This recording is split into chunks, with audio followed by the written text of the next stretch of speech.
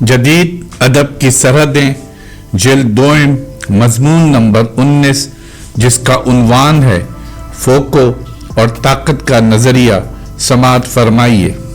جنگ عظیم کے کچھ عرصے کے بعد سارتر کو فرانس میں غیر معمولی اہمیت حاصل ہوئی، لیکن 1960 عیسوی میں جب وجودیت زوال ہوا تو سارتر کی افکار کی جگہ لیوی اسٹراس، رولاں بارتھ، لاکان اور فوکو کے خیالات مقبول ہونے لگے، یہاں تک کہ مشیل فوکو کے بارے میں یہ کہا جانے لگا کہ یہ نیا سارتر ہے۔ لیکن عجیب بات یہ ہے کہ دیکھتے ہی دیکھتے ان سب سے زیادہ اہمیت دریدا کو حاصل ہو گئی، اس کے باوجود فوکو کی اہمیت اپنی جگہ قائم رہی۔ فوکو کا نقطہ نظر روایتی فلسفہ اور تاریخ سے بالکل مختلف تھا، چنانچہ فوکو نے اپنے فلسفے کے شعبے کا نام نظام فکر کی تاریخ رکھا تھا، کیونکہ وہ اس طرح یہ ظاہر کرنا چاہتا تھا کہ اس کی فکر انٹلیکچوئل تاریخ سے الگ ہے۔ ویسے مشیل فوکو پر کارل مارکس اور فرائڈ سے زیادہ نیچے کے اثرات تھے۔ اقتدار اور علم کے باہمی رشتے کے سلسلے میں فوکو کے خیالات پر نیچے کے اثرات بہت واضح ہیں، لیکن فوکو کے خیالات میں وہ شدت نہیں ہے جو نیچے کے افکار میں ہے۔ فوکو اقتدار پر زور دیتا ہے، علم پر نہیں۔ اس کی توجہ زبان پر نہیں، عمل پر ہے، چنانچہ حوالہ زبان یا نشان کا نہیں، جنگ کا ہونا چاہیے۔ فوکو کے خیالات میں ڈسکورس یعنی بیان یا ابلاغ کی بہت اہمیت ہے، لیکن خود ڈسکورس میں زبان اور عمل کی بہت زیادہ اہمیت ہے۔ اسی طرح سچائی کے تصور کے سلسلے میں بھی علم اور اقتدار کے تعلق کی بھی بہت زیادہ اہمیت ہے۔ فوکو کہتا ہے کہ اقتدار کا براہ راست تعلق جسم سے ہوتا ہے۔ سرمایہ داری کے زمانے سے پہلے کے معاشروں میں بھی خارجی قوت ہی جسم کو سزا دے سکتی تھی، لیکن سرمایہ دارانہ معیشت نے جسم کو ایک نئی قسم کی محنت میں لگا دیا اور اس جسم سے ایک نئی تخلیقی خدمت حاصل کرنے لگا۔ اس طرح افراد کے جسموں کو ان کے اعمال اور ان کے رویوں اور برتاؤ کو کنٹرول کرنے لگا۔ ان کی زبان اور ان کے نشانات کو استعمال کر کے انسان کے جسم پر یہ اقتدار حاصل کیا گیا۔ اس سارے عمل کے پیچھے جو صورتحال تھی اسے جنگ کی صورتحال ہی سے تعبیر کیا جا سکتا ہے۔ اقتدار کا یہ راستہ خود فرد کے جسم کی اپنی قوت مہیا کرتی ہے۔ جسموں پر جو قوت حکمراں ہوتی ہے اس کی مخالفت خود خواہش اور ارادے کی قوت کرتی ہے، اور یہی قوت فوکو کے نزدیک سارے انقلابات کا ماخذ ہوتی ہے۔ ماضی میں فوکو نے جو علمیاتی فریم ورک کے سلسلے میں باتیں کہی تھیں اب انہیں چھوڑ دیتا ہے، اور اب وہ ایک ایسی طاقت اور توانائی کا سراغ پا لیتا ہے جس پر علمیاتی فریم ورک اثر انداز نہیں ہو سکتا۔ دریدا کی طرح فوکو کے لیے بھی معاشرے کا قبل تجربی اپریوری ہی بنیادی حقیقت نہیں ہوتا، بلکہ اس سے بھی زیادہ گہری ایک حقیقت ہو سکتی ہے جو سچ ہو سکتی ہے، بلکہ وہی سچائی ہوتی ہے۔ خواہش اور ارادے کی اصطلاحات فوکو نے نشے ہی سے لی ہیں، اور جب فوکو جنگ اور اقتدار پر اظہار خیال کرتا ہے تو وہ نقشے ہی کی اصطلاحات سے کام لیتا ہے۔ فوکو کا خیال ہے کہ ہماری جنسی جبلتوں کے بارے میں کوئی چیز بنیادی اور قطعی انداز میں نہیں کہی جا سکتی۔ مثلا بچے کی جنسیت کا ذکر کرتے ہوئے جس کا حوالہ فرائڈ کی تحلیل نفسی میں ملتا ہے، فوکو کہتا ہے کہ فرائڈ نے بچے کی اس جنسیت کو بھی دریافت کیا تھا، چنانچہ بچوں سے استمنا بالغ کو ختم کرنے کی بڑی زبردست کوششیں کی گئیں، لیکن اسکول کے بچوں میں استمنا بالغ ختم نہیں ہو سکا بلکہ اس کی شدت اور بڑھ گئی۔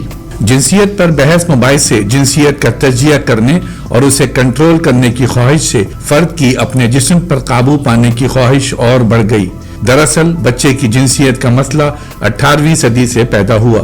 فوکو کے خیال میں مغربی معاشرہ جنس کے بارے میں سچ بولنے کی خواہش میں قدیم کیتھولک زمانے کے اعترافات کے وقت ہی سے گرفتار ہے، اور پچھلی 3 صدیوں میں جنس کے بارے میں گفتگو میں اضافہ ہی ہوتا رہا ہے، اور جنس پر یہ ساری گفتگو چاہے جنس کے خلاف ہی کیوں نہ ہو، اس سے جنس کا خیال ذہنوں پر چھاتا چلا جا رہا ہے۔ فوکو کہتا ہے، ایسا لگتا ہے کہ جنس کا غلبہ ہم پر بڑھتا چلا جا رہا ہے۔ ہمارے لیے جنس ایک ایسا راز رہتا ہے جو دلکشی کا باعث ہے۔ اس کی دلکشی اس کی قوت کے مظاہرے میں ہے اور ان معنی میں جس کو یہ چھپا لیتا ہے۔ اور جس کا انکشاف ہم کرنا چاہتے ہیں، اور چاہتے ہیں کہ جو چیزیں ہماری حد بندی کرتی ہیں ان سے ہمیں آزادی مل سکے۔ فوکو، جنسیت کی تاریخ۔ یورپ میں زندگی میں جتنے بھی معنی ہیں ان کا ماخذ جنس ہے، جو زندگی کی سب سے بڑی سچائی ہے۔ فوکو کے خیال میں اب ہم جنس کے خواہش مند رہتے ہیں، ایک ایسی چیز کی طرح جو حقیقتاً خواہش کے لائق ہے۔ 19ویں صدی میں ہوا یہ کہ حیاتیات اور عضویات کے علوم کی مدد سے جنس کے معاملے میں بھی اصول یا معیار متعین کر لیے گئے۔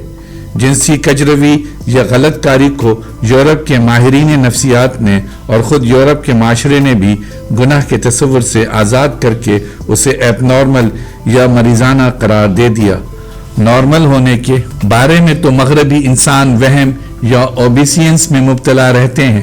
یورپ میں لوگ حیاتیات کے اصول کو اپنا کر اپنے باطن کا تجزیہ کرتے رہتے ہیں اور خود اپنے ہی عائد کردہ اصولوں کی روح سے دیکھتے رہتے ہیں کہ ہم نارمل ہیں یا نہیں، لیکن خود فرائیڈ نے اس قسم کی کوئی سادہ تقسیم جو نارمل یا مریضانہ ہونے کی بنیاد پر کی گئی ہو قبول نہیں کی۔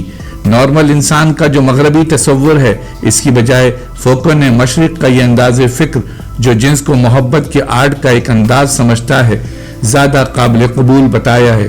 اسے صحت مند اور فروغ پاتی ہوئی جنسیت یا شہوت کا تغزل قرار نہیں دیا اور نہ اسے حیاتیاتی توانائی کا کوئی خوبصورت احساس قرار دیا ہے، بلکہ اسے صرف مسرت برائے مسرت کا حصول قرار دیا ہے۔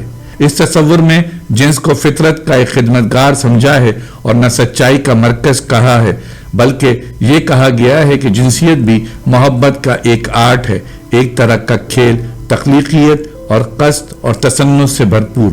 فوکو کہتا ہے کہ جسم کی طاقت کو لذت کی تلاش کے نقطہ نظر سے دیکھنا چاہیے۔ اس کے خیال میں سیاست کا انحصار معلومات پر نہیں، خواہشات پر ہوتا ہے۔ سیاسیات میں بھی عملی ایکشن جسم ہی سے لیا جاتا ہے، مثلاً مظاہروں میں یا طبعی مقابلوں میں۔ فوکو دراصل فرانس میں جو طالب علموں کا انقلاب 1968 عیسوی میں آیا تھا، اس سے بہت متاثر ہوا تھا۔ اس کا تصور سیاست اسی انقلاب سے پیدا ہوا۔ فوکو کہتا ہے کہ انسان کے اندر بہت اشتعال انگیز لمحاتی رد عمل اور غیر مسلسل توانائی ڈسکنٹینیوس انرجی ہوتی ہے۔ اس کے خیال میں ہر عہد میں اقتدار یا قوت ہی یہ طے کرتی ہے کہ علم کس چیز کو کہتے ہیں۔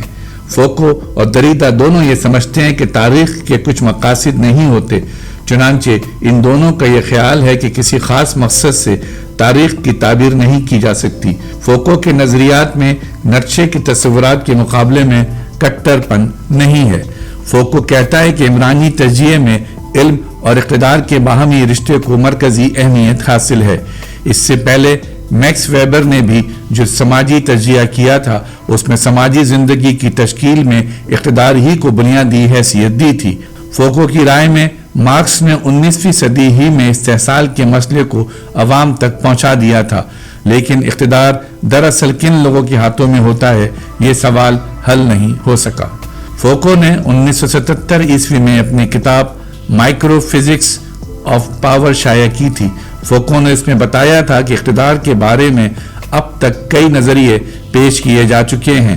ان میں سے ایک تو قوت کا معاشی نظریہ ہے، جس کی بنیاد پر اشتراکیت اور لبرلزم دونوں قائم ہیں۔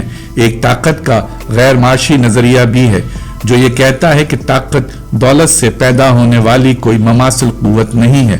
وہ کہتا ہے کہ طاقت کا تعلق معاشیات سے ہے، نہ کسی دباؤ ڈالنے والی قوت سے، بلکہ طاقت کا تعلق جنگ سے ہے۔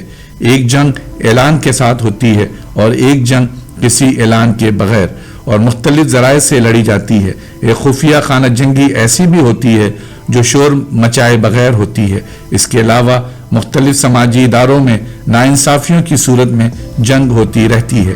یہ جنگ ہر جگہ ہوتی ہے، یہاں تک کہ زبان میں بھی یہ جنگ جاری رہتی ہے۔ یہ دباؤ دراصل قوت کا ذیلی اثر ہے۔ قوت تخلیق بھی کرتی ہے اور دباتی بھی ہے۔ طاقت کے سلسلے میں فوکو نے 1972 میں 2 لیکچر دیے تھے۔ اس کے 1 سال کے بعد اس کی کتاب جنسیت کی تاریخ کی پہلی جلد شائع ہوئی۔ وہ کہتا ہے کہ قوت انفرادی یا اجتماعی اداروں سے نہیں پیدا ہوتی اور نہ یہ مفادات سے جنم لیتی ہے، بلکہ طاقت ہر جگہ موجود ہوتی ہے اور ہر چیز پر محیط ہوتی ہے۔ نرشے نے کہا ہے کہ سچائی حاصل کرنے کی خواہش دراصل اقتدار حاصل کرنے کی خواہش ہے، کیونکہ ہماری ذات بھی دراصل طاقت کا ایک ذریعہ ہے، ذاتی آزادی کا ہتھیار نہیں ہے بلکہ غلبے کی تخلیق ہے۔ ڈسپلن اینڈ پنش میں فوکو نے لکھا ہے کہ طاقت کے اثرات کو منفی اصطلاحوں میں بیان نہیں کرنا چاہیے، مثلا یہ کہ طاقت پابندی عائد کرتی ہے، زور دیتی ہے، دباتی ہے، چھپاتی ہے، نقاب اڑا دیتی ہے وغیرہ، کیونکہ وہ کہتا ہے کہ طاقت ہی حقیقت تخلیق کرتی ہے، طاقت سچائی کی رسومات تخلیق کرتی ہے، طاقت میں دبانے کے علاوہ بھی اور صلاحیتیں ہوتی ہیں، مثلا تخلیق کرنے کی صلاحیت۔ جیل خانوں کے باقی رہنے کا ایک سبب یہ بھی ہے کہ یہ جرائم کو روکنے کے علاوہ کچھ اور کام بھی سر انجام دیتے ہیں۔ فوکو کہتا ہے کہ طاقت لوگوں پر ہوتی ہے، چیزوں پر نہیں۔ طاقت ہمارے جسم اور ہمارے کام پر اثر انداز ہوتی ہے، لیکن طاقت صرف آزاد انسانوں پر آزمائی جا سکتی ہے، اثر ڈالنے میں استعمال کی جا سکتی ہے اور وہیں تک استعمال کی جا سکتی ہے جہاں تک انسان آزاد ہوں۔